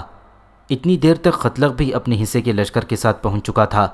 وہ شہاب الدین کے لشکر کے دوسرے پہلو پر انسانیت کے ضمیر کو جھنجھوڑ دینے والے طوفان باد رشک کی ظلمت کے حساب میں ٹیڑھی ترچھی قاتل پرچھائیوں کی طرح گھس جانے والی خوف بھری آندھیوں کی طرح اپنے کام کی ابتدا کر گیا تھا۔ تیسری جانب فخر الدین مسعود بھی آندھیوں کی طرح مغرب سے ہٹ کر مشرق کی طرف بڑھا تھا، اور پھر وقت کی آنکھ نے دیکھا کہ فخر الدین مسعود شہاب الدین کے لشکر کی پشت سے حملہ آور ہوا۔ اس کا حملہ وقت کے سوکھے پیڑوں کو ٹکرا کر ظلم و استبداد کے تاکستانوں سے ٹکراتی، خونی فطرت کی زیر کر لینے والے موت کے تمانچے مارتی آندھیوں کی طرح حملہ آور ہو گیا تھا۔ شہاب الدین ایک مصیبت سے نکل کر دوسری مصیبت میں گھر گیا تھا۔ آسمان سے گرا اور کھجور میں اٹکا کے مصداق وہ قلعے سے نکل کر بڑی مصیبت میں مبتلا ہو گیا تھا۔ قلعے کے اندر اسے سامان خورد و نوش کی فکر تھی۔ اب قلعے کے باہر چاروں طرف سے حملہ ہونے کے باعث سامان خورد و نوش کے علاوہ اسے اپنی اور لشکریوں کے جانوں کے لالے بھی پڑ گئی تھی۔ بڑی تیزی سے چاروں طرف کے حملے نے شہاب الدین کی حالت بد سے بدتر ہونا شروع ہو گئی تھی۔ شہاب الدین نے جب دیکھا کہ جنگ اسی طرح رہی تو چاروں طرف سے اس پر جو حملے ہو رہے ہیں تھوڑی دیر میں اس کے لشکر کا صفایا کر دیں گے، لہٰذا اس نے ہتھیار ڈال دینے اور اپنے لشکریوں کو بھی ہتھیار ڈالنے کا حکم دیتے ہوئے صلح کا خواستگار ہوا۔ یہ صورتحال دیکھتے ہوئے مجددین نے بھی اپنے لشکر کو جنگ روکنے کا حکم دیا۔ مجددین کا یہ حکم ملتے ہی شمس الدین خطلق اور فخر الدین مسعود نے بھی اپنے حملے روک دیے تھے اور اپنے لشکر کو مجددین کے پاس لے آئے تھے۔ پھر شہاب الدین کو مجددین کے سامنے لایا گیا۔ مجددین نے دیکھا کہ وہ لرز رہا تھا، چہرہ بالکل ہلدی سا ہو چکا تھا۔ مجددین کے چہرے پر مسکراہٹ نمودار ہوئی، پھر اسے مخاطب کر کے کہنے لگا، شہاب الدین تو بھی عجیب و غریب انسان ہے۔ سلطان نے صلیبیوں کا مقابلہ کرنے کے لیے اس مستحکم اور مضبوط قلعے کو اپنے تسلط میں لینا چاہا، لیکن تو نے قلعہ سلطان کے حوالے کرنے سے انکار کر دیا۔ یہ اسلامی سلطنت کے خلاف سراسر بغاوت تھی۔ دیکھ، تو اور تیرے خاندان کے افراد اس قلعے کے اندر حرص و ہوس کے ایوانوں میں صرف عیش و عشرت کے طلبگار ہوتے رہے۔ تم لوگ گاتے دنوں اور جاگتی راتوں کی اتھا گل اندامیوں میں زندگی بسر کرتے رہے۔ رخصت ہوتے پتوں کی آوازوں، شبستانوں کی بجھتی ہوئی غلامی کی زنجیروں کو تم لوگوں نے اپنی نگاہ میں نہیں رکھا۔ تم لوگ شہاب الدین کے اسرار سے مرغوب ہو کر ننگ و ذلت کے شبستانوں میں برق و چمبیلی سی خوبصورت لڑکیوں اور نویلی نگہت بھری دوشیزاؤں کی شیرینی بھری نزہتوں کی گود میں سر رکھ کر زندگی بسر کرتے رہے۔ فطرت کے تقاضے، دین کی ستود، مسلم امہ کی عظمت کو تم لوگوں نے پس پشت ڈالے رکھا۔ ایسی زندگی بسر کرتے ہوئے تم لوگوں پر ظلم کر کے اپنی زندگی کے اعمال نامے کی سیاہی میں اضافہ کرتے رہے۔ سب سے پہلے تجھے مسلم امہ کے وقار اور اس کی عظمت کو نگاہوں میں رکھنا چاہیے تھا، اور جس طرح بڑے پیار اور بڑی شفقت سے تمہیں اپنے پاس ایک مہذب مہمان کی طرح رکھ کر سلطان نے تم سے یہ قلعہ مانگا تھا، تمہیں چاہیے تھا کہ بڑی ممنونیت سے یہ قلعہ سلطان کے حوالے کر دیتے، بلکہ یہ کہتے کہ سلطان محترم، آپ کے سامنے میری حیثیت غلام کی سی ہے، آپ کا فیصلہ میرے لیے حکم کا درجہ رکھتا ہے۔ لیکن تو ایسا نہ کر سکا اور ایسا کرودھ بھرا انسان نکلا کہ تو نے سلطان کی التماس کے باوجود یہ قلعہ سلطان کے حوالے کرنے سے انکار کر دیا۔ تو یہ سمجھتا تھا کہ یہ قلعہ ناقابل تسخیر ہے اور کوئی اسے فتح نہیں کر سکتا۔ ذرا اب اپنی حیثیت پر نگاہ دوڑاؤ۔ مجددین تھوڑی دیر رک کر پھر کہنے لگا، شہاب الدین، میں چاہتا تو ابھی اور اسی وقت تیری گردن اپنی تلوار کے ایک ہی وار سے کاٹ کر رکھ دوں، لیکن اس لیے کہ نور الدین نے مجھے ایسا اختیار دیا ہے اور میں ایسا کرنے کا مجاز ہوں، لیکن تو مسلمان ہے اور میں نہیں چاہتا کہ میری تلوار تیری گردن پر گرتے ہوئے تجھے لہو لہان کرے۔ گو تو انتہا درجے کا گستاخ، سرکش اور باغی انسان ہے، اس لیے کہ تو نے سلطان نور الدین زنگی کی نافرمانی کی، ایسے سلطان کی جس نے اپنا تن من دھن غرضے کے ہر شے مسلمانوں کی بہتری اور ان کی فلاح و بہبود پر لگا رکھی ہے۔ اب بول، خود ہی بتا میں تیرے ساتھ کیا سلوک کروں۔ شہاب الدین چپ چاپ رہا، منہ سے کچھ نہ بولا۔ اس نے نگاہ اٹھا کر مجددین کی طرف بھی نہیں دیکھا، بلکہ اس کا جسم کانپ رہا تھا، اس کا بدن لرز رہا تھا اور ہونٹ کانپ رہے تھے اور وہ زمین کی طرف دیکھ رہا تھا۔ مجددین کچھ دیر اسے دیکھتا رہا، پھر اسے مخاطب کر کے کہنے لگا، اپنی گردن سیدھی کرو۔ میں جانتا ہوں تو ایک بہت بڑا مجرم ہے اور تیری گردن جھکی ہی رہنی چاہیے، لیکن میں تجھے سزا نہیں دوں گا۔ تیرے جرم کو میں معاف کر چکا ہوں، لیکن اب تو اس قلعے کا حاکم نہیں ہے، اب میں تجھے ساتھ لے کر جاؤں گا۔ یہاں تک کہنے کے بعد مجددین رک گیا، پھر اس نے اپنے چند سالاروں کو اسے خیمے میں رکھنے اور اس پر پہرا لگانے کا حکم دے دیا۔ اس کے بعد مجددین نے وہاں چند روز قیام کیا۔ مورخین لکھتے ہیں کہ اس کے بعد مجددین نے اپنے بھائی شمس الدین کو جابر کا حاکم مقرر کیا اور شہاب الدین کو لے کر وہ وہاں سے کوچ کر گیا تھا۔ سلطان نور الدین زنگی نے بڑی رحمدلی سے کام لیتے ہوئے شہاب الدین کو حلب کے نواح میں مقیم کر دیا اور اخراجات کے لیے اسے 20,000 دینار نقد بھی دیے۔ جابر کی فتح سے سلطان ایسا خوش ہوا کہ اس نے مجددین کو پروانہ خوشنودی بھی عطا کی۔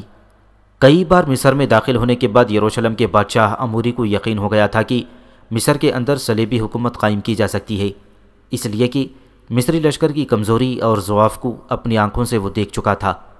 اکثر و بیشتر وہ ارادہ رکھتا تھا کہ اس وسیع و عریض اور زرخیز زمین کو فتح کر لینا کوئی اتنا مشکل نہیں ہے، لیکن اس کو اپنے سامنے سلطان نور الدین زنگی ایک کوہستانی سلسلوں کی طرح دکھائی دیتا تھا، جو اس کے ارادوں کے سامنے لوہے کی دیوار اور چٹان بن سکتا تھا۔ اسی بنا پر اموری کھل کر مصر کے خلاف ترکتاز نہیں کر رہا تھا۔ انہی دنوں ایک انقلاب اور تبدیلی رونما ہوئی، اور وہ یہ کہ یروشلم کے بادشاہ اموری کی شادی قسطنطنیہ کے بادشاہ مینوئل کی بھتیجی سے ہو گئی۔ شادی کے موقع پر قسطنطنیہ کے بادشاہ مینوئل نے انجیل پر ہاتھ رکھوا کر یروشلم کے بادشاہ اموری سے حلف لیا کہ وہ مصر پر حملہ آور ہوگا۔ اس سلسلے میں قسطنطنیہ کا بادشاہ مینوئل سامان حرب و ضرب کے علاوہ رسد و کمک کے سلسلے میں بھی اس کی خواہش کے مطابق اس کی مدد کرے گا۔ یروشلم کا بادشاہ سلطان نور الدین زنگی سے بڑا خوف زدہ تھا، جانتا تھا کہ اگر ایک بار سلطان نور الدین زنگی اس کے خلاف اٹھ کھڑا ہوا تو اسے روکنا مشکل ہو جائے گا، لہٰذا اس نے مینوئل کے سامنے اس خطرے کا عذر پیش کیا تو مینوئل نے اسے سمجھایا کہ مسلمان تمہارے خلاف کوئی بڑی کارروائی نہیں کر سکیں گے، اس لیے کہ مسلمانوں کے عساکر اس وقت منتشر ہیں۔ مینوئل نے اموری کو یہ بھی تسلی دی کہ شیرکوہ اور اس کا بھتیجا صلاح الدین ایوبی اس وقت ایک لشکر کے ساتھ حمص شہر میں مقیم ہے۔ دوسرے درجے کا بڑا سالار مجددین دمشق میں قیام کیے ہوئے ہے، جبکہ خود سلطان نور الدین زنگی عارضی طور پر حلب میں ٹھہرا ہوا ہے۔ تم مصر پر قابض ہو چکے ہوگی، اور ایک بار اگر تم نے مصر فتح کر کے وہاں اپنی حکومت قائم کر لی تو یاد رکھنا کوئی بھی فرما رواں، کوئی بھی مسلمانوں کا سالار تم سے مصر کی زمین چھین نہیں سکے گا۔ اور پھر یہ بھی سوچو، اگر تم مصر پر اپنی حکومت قائم کر لیتے ہو، یروشلم پر بھی تمہاری حکومت قائم ہو جائے گی، ورنہ معاملہ اس کے الٹ ہو سکتا ہے۔ اگر نور الدین زنگی حالت سے فائدہ اٹھاتے ہوئے مصر پر اپنی حکومت قائم کر لیتا ہے تو یاد رکھنا تمہاری یروشلم کی حکومت کے لیے ایک مسلسل خطرہ بن جائے گا۔ کہتے ہیں مینوئل کی ترغیب اموری کے لیے کارگر ثابت ہوئی، اور وہ قسطنطنیہ کے بادشاہ کی اس تجویز پر بڑی سنجیدگی سے غور کرنے لگا۔ اسی دوران یروشلم کے بادشاہ اموری کو ایک اور ترغیب ملی، وہ یہ تھی کہ پچھلی دفعہ جب وہ مصر سے نکلا تو اپنا ایک نائب اور چند مسلح دستے مصر میں چھوڑ کر آیا تھا۔ مصر کی زب و حالی کو دیکھتے ہوئے اموری نے جو اپنا نائب چھوڑا تھا، اس نے قابل اعتبار مخبروں کے ذریعے اطلاع دی کہ مصر کی سیاسی ابتری اور اس کے انتظامی نقائص اپنے انتہا کو پہنچ چکے ہیں۔ اس نے اموری سے یہ بھی کہا کہ فصل پک چکی ہے، اب یہاں پہنچ کر اس کو کاٹ لیں۔ اس کے علاوہ بعض ملت فروش مصری افراد نے بھی اموری کو خط لکھے کہ آپ یہاں آئیں، اشاور اور خلیفہ آزید کے خلاف ہم تمہاری مدد کریں گے۔ ان تمام عوامل نے مصر پر حملہ کرنے کے لیے اموری یعنی امالیکر کا حوصلہ بڑھا دیا، لہٰذا اس نے ایک بہت بڑا لشکر تیار کیا اور مصر پر فتح کرنے کے لیے نکل پڑا۔ امالیکر یعنی اموری کی زد میں جو مسلمانوں کا سب سے پہلا شہر آیا وہ بلبیس تھا۔ اس بدقسمت شہر کو اموری نے سب سے پہلا نشانہ بنایا، آگے بڑھ کر اپنے لشکر کے ساتھ بلبیس کا محاصرہ کر لیا۔ بلبیس کے اندر جو مصری لشکر تھا وہ بلبیس کے شہریوں کو صلیبیوں کے رحم و کرم پر چھوڑ کر قاہرہ کی طرف چلا گیا۔ صلیبی بغیر کسی روک تھام کے بلبیس شہر میں داخل ہو گئے، اور جو ظلم اور ستم آرائیاں انہوں نے یروشلم کو فتح کرنے کے بعد کی تھیں، ایسا ہی ظلم و ستم انہوں نے بلبیس شہر میں بھی ڈھایا تھا۔ کہتے ہیں کہ بلبیس شہر میں صلیبیوں نے مسلمانوں کو انتہائی بے رحمی سے قتل کر ڈالا۔ قتل ہونے والوں میں سن رسیدہ بوڑھے، کمزور اور لاچار مائیں اور کمسن بچے بھی شامل تھے۔ صلیبی درندے مسلسل 3 دنوں تک مسلمانوں کی خون سے ہولی کھیلتے رہے، یہاں تک کہ سارا بلبیس شہر ناشوں سے اٹ گیا اور کوئی رونے والا اور نوحہ گری کرنے والا نہ رہا، اور اس پر متضاد یہ کہ سارے شہر کو صلیبیوں نے جی بھر کر لوٹا، کوئی مزاحمت کرنے والا نہ تھا۔ شہر بھر میں یوں لوٹ مار کی گئی کہ صلیبیوں نے کسی گھر میں ایک تنکا تک نہ چھوڑا۔ بلبیس شہر میں مسلمانوں کے قتل عام کی خبر جب قاہرہ پہنچی تو مصر کا غیر ذمہ دار، غدار اور دھوکے باز وزیر اشاور سمجھ گیا کہ بلبیس فتح کرنے کے بعد صلیبی ہر صورت قاہرہ کا رخ کریں گے، لہٰذا جو کھیل انہوں نے مسلمانوں کے خلاف بلبیس میں کھیلا ہے وہی کھیل وہ قاہرہ میں بھی کھیلیں گے اور قاہرہ کے مسلمانوں کے قتل عام کی انتہا کر دیں گے۔ اشاور کو یہ بھی خطرات لاحق ہو گئے کہ اگر صلیبی قاہرہ پر قابض ہو گئے تو پھر نہ اس کی وزارت رہے گی، نہ خلیفہ کی ملازمت رہے گی، اور نہ شہر میں کوئی مسلمان بچے گا۔ چنانچہ ان خدشات کے تحت اشاور نے شہر پناہ کے دروازے بند کر لیے اور پوری طاقت اور قوت سے صلیبیوں کے لشکر کے سامنے بند باندھنے کے لیے تیار ہو گیا۔ بلبیس فتح کرنے کے بعد صلیبیوں نے واقعی قاہرہ کا رخ کیا۔ وہ ہر صورت میں قاہرہ میں داخل ہو کر فلسطین میں اپنی حکومت مستحکم کرنا چاہتے تھی۔ بلبیس سے قاہرہ جاتے ہوئے راستے میں نستاٹ شہر پڑتا تھا، یہ کبھی مصر کا دارالخلافہ ہوا کرتا تھا۔ مصر فتح کرنے کے بعد حضرت عمرو بن عاص رضی اللہ تعالیٰ عنہ نے اس شہر کو بسایا تھا۔ نستاٹ کے دفاعی انتظامات بالکل غیر محفوظ اور نامکمل تھے۔ یہاں اشاور نے ایسا کوئی لشکر بھی نہ رکھا ہوا تھا جو صلیبیوں کے سامنے مدافعت کرتا، لہٰذا یہاں بھی صلیبی بغیر کسی روک ٹوک کے شہر میں داخل ہوئے اور شہر میں جو بھی چیز ملی اسے لوٹ لیا، اور اس کے بعد شہر کو اپنوں نے آگ لگا دی۔ تاریخ کہتی ہے کہ اس جیسے عظیم الشان اور اسلامی روایت سے بھرپور شہر کو آگ لگانے کے بعد صلیبیوں نے قاہرہ شہر کا رخ کیا اور اس پر قابض ہو گئے۔ کہتے ہیں کہ عظیم الشان شہر کے اندر انتہائی درجے کی خوبصورت عمارتیں تھیں، لاتعداد مساجد تھیں جو برابر 54 دن تک جلتی رہیں۔ صلیبیوں کی لگائی آگ اس وقت خود بخود بجھی جس وقت سارا شہر جل کر خس و خاشاک ہو گیا تھا۔ سلطان نور الدین زنگی کو بھی اس کے وقائع نگار اور مخبر ان اچانک رونما ہونے والے حالات کی خبریں اور اطلاع کر چکے تھی، لہٰذا سلطان بڑی تیزی سے حرکت میں آیا۔ حلب سے نکل کر وہ دمشق میں آیا۔ شیرکوہ جس نے اس وقت حمص شہر میں قیام کر رکھا تھا اسے بھی صلاح الدین ایوبی کے ساتھ اس نے دمشق میں طلب کر لیا تھا۔ سلطان مصر میں نمودار ہونے والی نئی صورتحال پر بھی کوئی فیصلہ کرنے ہی والا تھا کہ ایک روز اس کے محافظ دستوں کے سالار نے مصر سے ایک قاصد آنے کی اطلاع دی۔ اس وقت سلطان نے اپنے سارے سالاروں اور دیگر سرکردہ لوگوں کو بھی اپنے پاس بلا لیا۔ پھر ان سب کی موجودگی میں مصر سے آنے والے قاصد کو سلطان کے سامنے پیش کیا گیا۔ سلطان اور اس کے سب ساتھیوں نے دیکھا اس تک آنے والا کوئی قاصد کھلی آستینوں والا عرب تھا، چہرہ اس کا دھول میں اٹا ہوا تھا، لباس میلا تھا، داڑھی غبار آلود ہو رہی تھی۔ سلطان کے سامنے جب وہ آیا تو سلطان نے اسے مخاطب کیا، مجھے بتایا گیا ہے کہ تم مصر سے کوئی پیغام لے کر آئے ہو۔ اس پر قاصد آگے بڑھا اور پھر اس نے ایک پیغام سلطان نور الدین زنگی کو تھما دیا، پھر دوبارہ وہ پیچھے ہٹ کر کھڑا ہو گیا۔ سلطان نے جب پیغام کھول کر پڑھا وہ پیغام مصر کے فاطمی خلیفہ آزید کی طرف سے تھا۔ اور اس نے وہ پیغام سلطان نور الدین زنگی کو لکھا تھا۔ اس نے ایک انتہائی دردناک الفاظ کے ساتھ اشاور سے درپردہ روانہ کیا تھا، اور اس عرض داشت میں اس نے اپنی خواتین کے لباس خون آلود بال ماتمی کپڑوں میں لپیٹ کر بھیجے تھے۔ اس عرض داشت میں خلیفہ عاضد نے صلیبیوں کے مظالم کی تفصیل لکھی تھی، اور ساتھ ہی اس نے سلطان نور الدین زنگی سے التجا کی تھی کہ وہ مظلوم مصریوں کی مشکل گھڑی میں مدد کرے، ورنہ مصر میں مسلمانوں کا اقتدار دریائے نیل کی موجوں کا لقمہ بن جائے گا، اور مصر کے چپے چپے پر یروشلم کی خون ریزی کی تاریخ پھر دہرائی جائے گی۔ مصر کے فاطمی خلیفہ عاضد کا یہ پیغام پڑھ کر سلطان نور الدین زنگی انتہا درجے کا اداس، ملول اور فکر مند و پریشان ہو گیا تھا۔ کچھ دیر تک گہری سوچوں میں ڈوبا رہا۔ قریب بیٹھے شیرکو، صلاح الدین اور دیگر امراء بھی ایسی ہی کیفیت میں تھے۔ پھر سلطان نے آہستہ آہستہ اپنی گردن سیدھی کی اور اپنے سامنے کھڑے کھلی آستینوں والے عرب قاصد کی طرف دیکھا۔ سلطان نے دیکھا سامنے کھڑے اس قاصد کی افسوسناک الوداعی نگاہوں میں تھکے ماندے راہگیر کی غم انگیز تباہی صاف دیکھی جا سکتی تھی۔ اس کی بولتی خاموش آنکھوں میں نا امیدی، خون اور تلخی میں رقصاں شورش و اضطراب، بے چارگی، بے بسی، قسم پرسی، رنج و غم کے کھلیان، عناصر کے نالا ماتم کی سی کیفیت تھی۔ سلطان نے یہ بھی دیکھا کہ اس کے چہرے پر علامتی اور محنت کشی کے پس منظر میں گرستگی اور فاقہ کشی اور زندگی کی تاریک گہرائیوں جیسی کیفیت تھی۔ سلطان نور الدین زنگی کی آنکھیں نمناک ہو گئی تھیں۔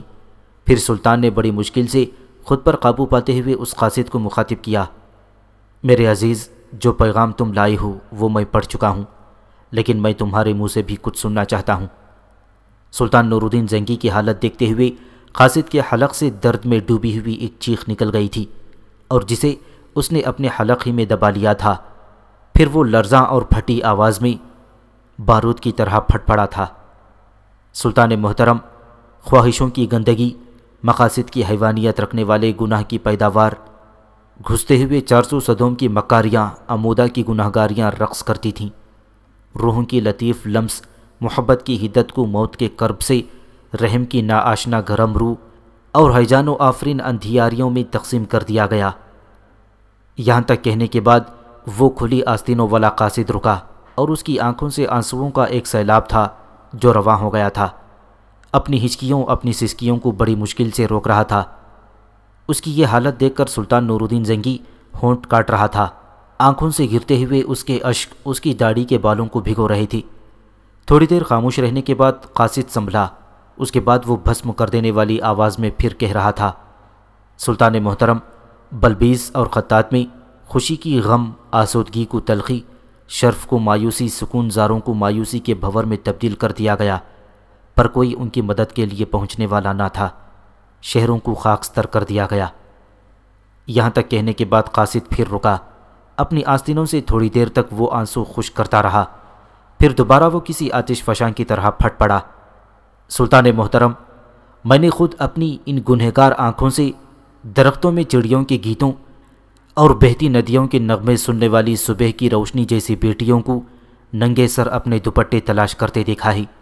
لطف و محبت کی نگاہ، لطیف و شفاف آئینوں سے مامتا رکھنے والی مائی، خون آلود اوڑھنیوں سے اپنے آنسو پوچھتی ہوئی اپنے جوان بیٹوں کے مرگ پر نوحہ گیری کرتے دیکھی ہیں۔ چشموں کی تابانی اور چنبل کی مہک اور پرمسرت آوازوں سے بہنوں کو میں نے پاس کے بھور اور ستاروں کی دھول میں ہواؤں کے واویلے کی طرح اپنے پاسبانوں، اپنے نگہبانوں کو پکارتے ہوئے سنا ہے۔ سعادت کے سر چشموں، ہونٹوں پر پھیلے تبسم میں زندگی کے گہرے اسرار رکھنے والے اپنی ملت کے بوڑھوں کو میں نے چوراہوں، گلیوں، راستوں میں پامال ثمر اور روندے ہوئے پتوں کی حالت میں بھی دیکھا ہے۔ سلطان محترم، حملہ آوروں نے اطاعت و انکساری کو روح کی ذلتوں میں، آسمان کی رفتوں کو زمین کی پستیوں میں، اور راحت و اطمینان کو موت اور نیستی میں تبدیل کر کے رکھ دیا ہے۔ سلطان محترم، بلبیس کے گوشہ گیر اور خطات کے دانشور بے بسی کی حالت میں لامتناہی قوت اور چشم بصیرت رکھنے والے کسی مجاہد کو، سرحدی بلندیاں اور ازلی گہرائیاں رکھنے والے کسی پاسبان کو، رزمگاہ کی عظمت و شان و شوکت اور فضیلت رکھنے والے اپنے کسی حکمران کو آوازیں دیتے سنا ہے، پر کسی نے بھی ان کی ان نوحہ بھری آوازوں پر لبیک نہ کہا، اور اپنے نصب العین کے لیے مغلوب ہو جانے والے بیداری کے نئے پیغام کی طرح اس دنیا سے کوچ کر گئی۔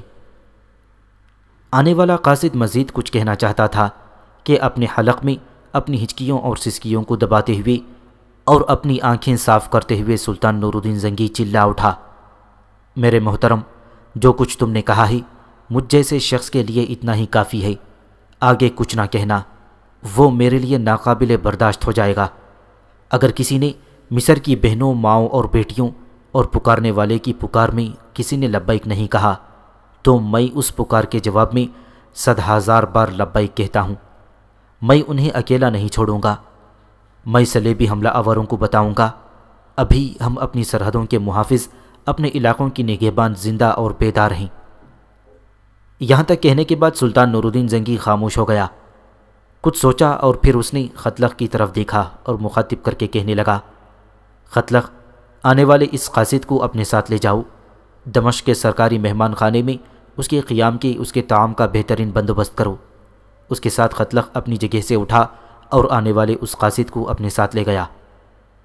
سلطان نے باقی لوگوں کو جانے کا حکم دیا، جبکہ شیرکوہ صلاح الدین مجددین کو اس نے وہاں روک لیا تھا۔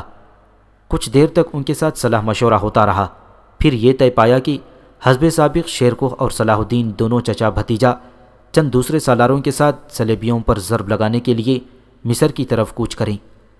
یہ فیصلہ ہونے کے بعد سلطان اپنی جگہ سے اٹھ کھڑا ہوا، پھر وہ انہیں اپنے ساتھ لے کر مستقر کی طرف چلا گیا تھا۔ جس لشکر نے شیرکوہ اور صلاح الدین کے ساتھ جانا تھا، سلطان نور الدین زنگی نے اپنی نگرانی میں کوچ کی تیاری کی۔ کوچ کے وقت سلطان نور الدین زنگی نے شیرکوہ کو 2 لاکھ دینار اخراجات کے لیے، جبکہ اس کے لشکر میں شامل ہر لشکری کو سلطان نے 20-20 دینار انعام کے طور پر دیے تھے۔ خود اس نے لشکر کو الوداع کہا۔ شیرکوہ اور صلاح الدین کے علاوہ اس لشکر میں جو دوسرے سالار شامل تھے، ان میں عزیز الدین شرف الدین برغش، عین الدولہ صلاح الدین کا ماموں، شہاب الدین محمود حارمی، قطب الدین اور سیف الدین علی بن فقاری شامل تھے۔